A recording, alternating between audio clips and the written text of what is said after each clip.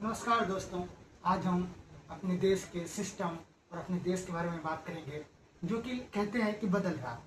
आज हमारे देश में जहां एक तरफ सरकार कहती है कि बेटियों को पढ़ाओ, देश को आगे बढ़ाओ, और दूसरी तरफ वही देश के लाखों होनहार बच्चे तो दिन रात कमरे में बंद होकर अपनी जवानी घिसकर इम्तिहान की तैयारी करते हैं और उसका नाम नीट है, जिसमें पिछले कुछ सालों से हम देखते आ रहे हैं बच्चे पेपर देने के लिए मेहनत करते हैं और पीछे से सिस्टम दुलारे करोड़ों में पेपर्स बेच रहे थे। आज बात सिर्फ एक पेपर लीक की नहीं है, बात उस सिस्टम की मौत की घंटी की है जो सोती रही और लाखों बच्चों का भविष्य राख हो गए।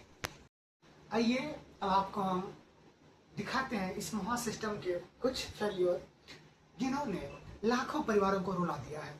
तो पहला फेल्योर जिसमें हम बात करेंगे वो है कि क्या इसकी जो सिक्योरिटी है या वो फिर मजाक कर रहे हैं। देश का सबसे बड़ा मेडिकल एग्जाम जिसमें हर साल 20 से 25 लाख बच्चे बैठते हैं, उसकी सिक्योरिटी ऐसी है कि पेपर एग्जाम से पहले ही टेलीग्राम और व्हाट्सएप पर ऐसे घूमता है जिसे कोई MMS चल रहा है। क्या साइबर सिक्योरिटी के बड़े बड़े दावे करने वाला सिस्टम यहाँ कर घुटने क्यों टेक देता है।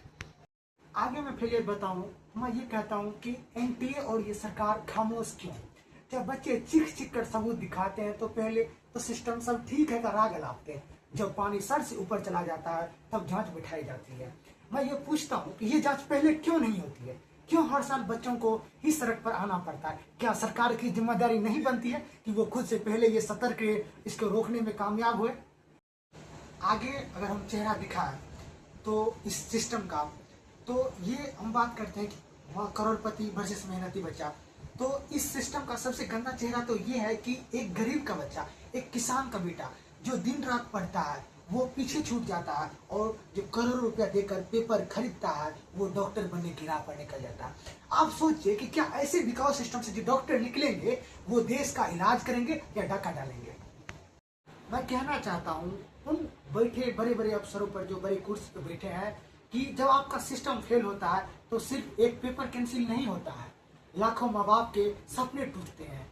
उनका पैसा जो उन्होंने कर्ज लेकर जमीन को किराए पे लेकर बच्चों को कोचिंग इंस्टीट्यूट में पढ़ने के लिए दिया है वो टूट जाता है, उनका वो सपना टूटता है। किसी को कोई परवाह नहीं है, क्या कोई आकर इसकी जिम्मेदारी क्यों नहीं लेता है।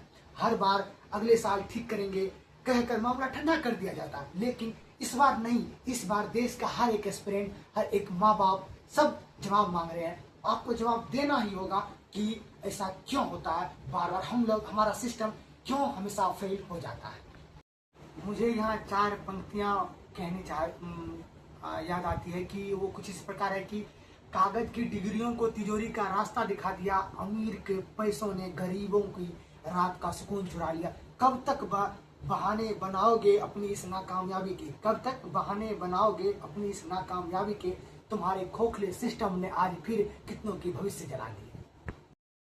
मैं बस ये कहना चाहता हूँ कि अगर अभी भी यह देश नहीं जागा, अगर अभी ये बिकाऊ सिस्टम की नस नस को ठीक नहीं किया गया तो याद रखना आने वाले वक्त में देश में डॉक्टर्स नहीं सिर्फ स्कैमस्टर्स पैदा होंगे। इस वीडियो को इतना शेयर करो कि हर उस अफसर के कान तक पहुंचे जो आंखों पर पट्टियां बांधे बैठा है। सिस्टम को हिलाना पड़ेगा और इस बार हम गर्दा उड़ा के दिखा देंगे। जय हिंद।